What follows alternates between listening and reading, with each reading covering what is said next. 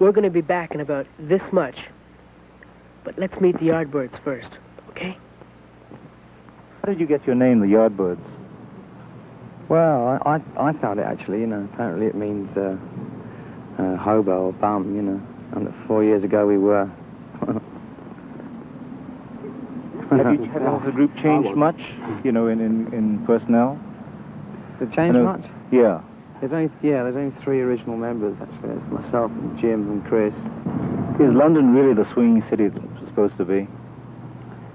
Yes. You've travelled around the world and you've seen a lot of cities by now. As a city, in comparison with the other cities. Yeah, it's pretty good. Yeah.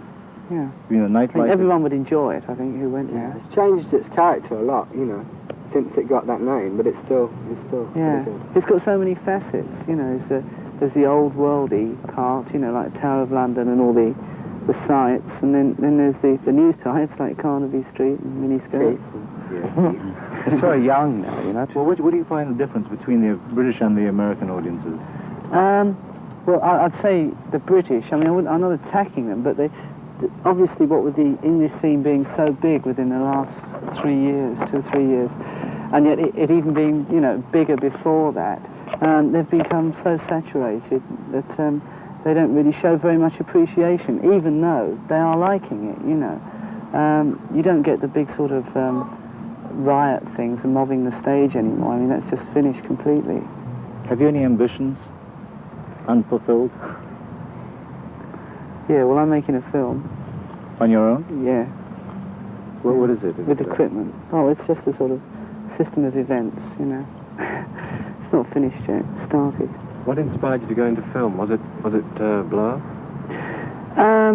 I suppose in a way subconsciously it could have had a lot to do with it, yeah.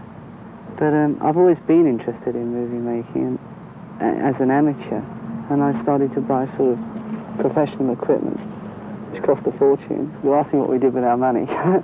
And that's, you know, I'm just going to, as soon as we get some free time, I'm going to really hammer into it. How long do you think you can go on with the way you are, you know, as being the Yardbirds, being popular and so on? And what happens after that? I suppose with the markets that are available abroad, one could go on working in East Borneo for years, you know. But as regards future plans, I should imagine and it's hard to put a target, but one could say 2 years or so, you know.